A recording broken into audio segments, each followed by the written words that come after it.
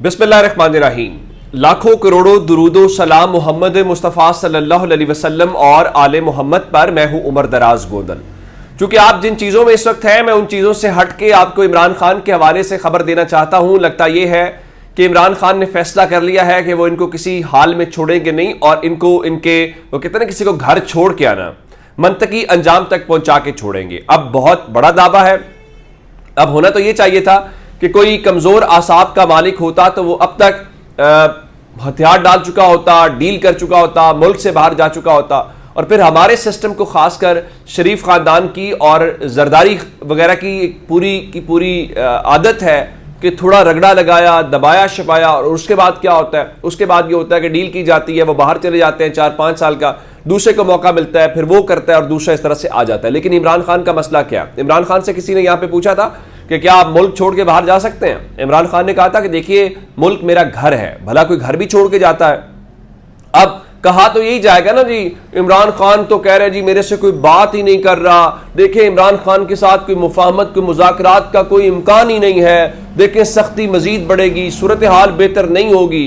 लेकिन मैं आपको एक बात बता देता हूं, और ये दावा बहुत बड़ा है, और दावा ये है कि इमरान खान के पास कुछ लोग गए हैं। अब आप मुझे ये मत कहिएगा कि वो लोग गए हैं या लोग भेजे गए हैं। वो कहां से भेजे गए हैं, किसने भेजे हैं, ये आप बड़े अच्छे तरीके से समझ सकते हैं। और ये दावा मैं बताता हूं किसका है। बताया गया जी, इमरान खान के पास 3 या 4 लोग एक पैगाम लेके गए हैं। और पैगाम क्या है? पैगाम सुलह सफाई का है, पैगाम मुफाहमत का है। और उसके बाद इमरान खान के पास कोई जाए डील का पैगाम लेके, मुफाहमत का पैगाम लेके, सुलह सफाई का लेके, या ये कि आप समझौता कर लें, तो इमरान खान का रद्देमल क्या होगा वो बहुत ही दिलचस्प है।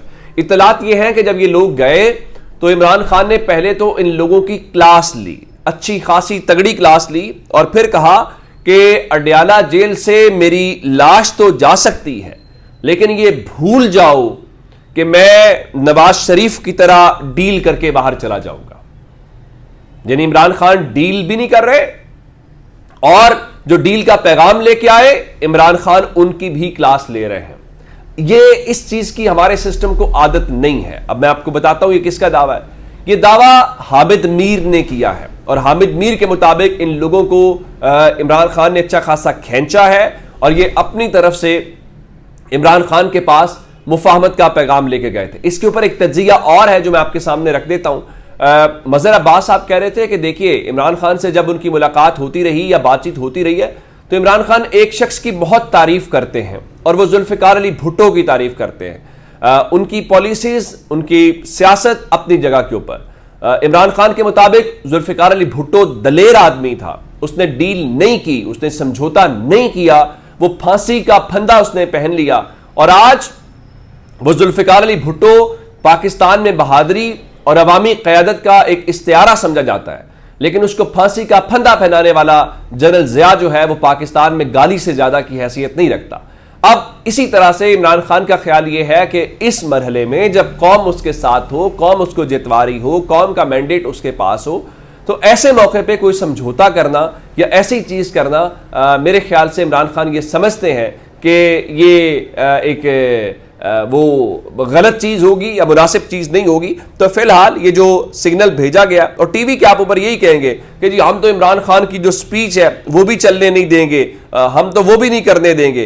तो अब लेकिन दूसरी तरफ क्या है? दूसरी तरफ ये सारी की सारी कोशिशें की जा रही हैं। अब वो जो इन्होंने डोनाल्ड लू वाला है, वो भी लगता है चीजें उल्टी, वो पहिया उल्टा घूमता हुआ दिखाई दे रहा है। आज पाकिस्तान तहरीक इंसाफ ने बाज़ाब्ता तौर पर कहा है कि जो उस वक्त पाकिस्तान के सफीर असद मजीद थे, उनका बयान दोबारा रिकॉर्ड होना चाहिए। अब उनके मुताबिक जो डोनाल्ड लू ने गुफ्तगू की है उसको 20 घंटे से ज्यादा का वक्त हो गया है, और उसके ऊपर असद मजीद ने अभी तक कोई बयान नहीं दिया। और इसके मुताबिक जो असद मजीद है उनको अपना मौक़िफ़ देना चाहिए, और डोनाल्ड लू जो है वो इन सब चीज़ों से पीछे हट रहे हैं। और चूंकि ये जो साइफर था वो भेजा था वहां से, और उसमें असद मजीद एक अहम किरदार है, तो असद मजीद की स्टेटमेंट बड़ी इंपॉर्टेंट है। लेकिन असद मजीद ज़ाहिर है वो इसके ऊपर बोलेंगे नहीं या वो बात नहीं करेंगे। लेकिन अब इस हवाले से असल बात यह है कि वही बात कि पाकिस्तान की सिक्योरिटी कमेटी और उस के जो हुकाम थे उनका बयान। अब बैरिस्टर गौर ये कह रहे थे जिस तरह मैंने आपको शुरू में बताया कि इमरान खान को पैगाम आया है, तो बैरिस्टर गौर कह रहे थे मुज़ाकरात के दरवाजे खुले रहते हैं, लेकिन हम जब तक जो है वो इन सारी चीज़ें के इमरान खान की रिहाई जो है नहीं हो जाती, तब तक किसी किस्म के हम मुज़ाकरात नहीं करेंगे। लेकिन हम इमरान खान की रिहाई के लिए भी हम ये नहीं करेंगे कि हम मुज़ाकरात, हम मेरिट के ऊपर केसेस लड़ के इन केसेस से बरी होके बाहर आएंगे। अच्छा, जहां तक बाहर आने वाली बात है, एक जानिब ये लोग हैं जो कहते हैं मेरिट के ऊपर आएंगे, फिर मैंने आपको बताया था पाकलैंड रेफरेंस हो, जाली अकाउंट्स केस हो। अब उसके बाद अगली खबर सुन लीजिए, आसिफ जरदारी ने एहतसाब अदालत में इस्तिस्ना की एक और दरखास्त दे दी है और बताया गया है एहतसाब अदालत के अंदर कि वो जो ठट्ठा वाटर सप्लाई रेफरेंस है उसमें सदर आसिफ अली जरदारी जो हैं उनको सदारती इस्तिस्ना हासिल है और उनके खिलाफ किसी भी किस्म की कार्रवाई जो है वो आगे नहीं बढ़ सकती। आप अंदाजा ये लगाइए। अब दूसरी जानिब तहरीक इंसाफ के बेचारे लोग हैं, वो जुल्फी बुखारी के कागजात नामजदगी मुस्तरद किए, उन्होंने चैलेंज किया। उसके बाद सनम जावेद खान जो हैं उनके कागजात मुस्तरद किए और अब से थोड़ी देर पहले लाहौर की ट्राइब्यूनल के अंदर जो है उनकी अपील के ऊपर फैसला महफूज हो गया है और अब बताया गया जी वो उन्होंने अपने शौहर की जो तनख्वाह है वो जाहिर नहीं की, जिसके ऊपर जज साहब ये कह रहे थे जस्टिस शाहिद बिलाल हसन कि अब वो जेल में है तो जेल में तकाजे पूरे करते मसला हो भी जाता है। लेकिन इस दौरान सनम जावेद के जो वालिद हैं वो वकील को लुकमा दे रहे थे, तो उसके ऊपर जस्टिस शाहिद बिलाल साहब जो हैं वो खासे गुस्से में आ गए। उन्होंने सनम जावेद के वालिद को कहा कि आप अपना मुंह बंद करें, नहीं तो मैं आपको अदालत से उठाकर बाहर फेंक दूंगा। लेकिन फिलहाल सरजनिश के बाद जो फैसला है वो महफूज हो गया है। लेकिन इलेक्शन कमीशन जाहिर है वो सारा कुछ क्या करेगा। अब हमारा नजर यही बात कर रहे थे कि सुप्रीम कोर्ट ने भी चंद हफ्ते पहले ही फैसला सुनाया था कि किसी भी मतलूब शख्स को इलेक्शन लड़ने से रोका नहीं जा सकता।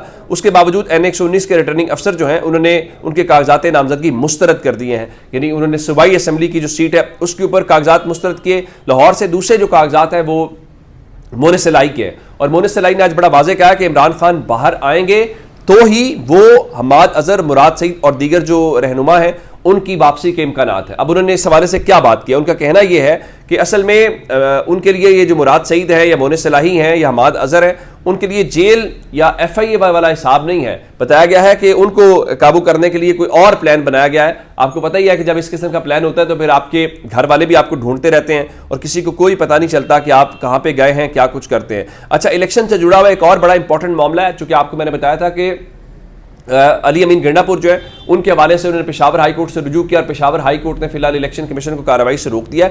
अब सिर्फ रोक नहीं दिया बल्कि पेशावर हाई कोर्ट ने जो इलेक्शन कमीशन में अली अमीन गंडापुर के खिलाफ कार्रवाई हो रही है उसको सस्पेंड कर दिया, उसको मुअत्तल कर दिया। अब उसकी क्या वजह है, उसमें कोर्ट ने करार दिया है कि जब एक बार इलेक्शन हो जाए तो उसके बाद इलेक्शन कमीशन की ये डोमेन नहीं रहती कि वो किसी को जो है इस किस्म की जो प्रोसीडिंग्स हैं वो कर सके। दूसरी जानिब अली अमीन गंडापुर जो है आज इस्लामाबाद के अंदर अहम मुलाकात के अंदर थे।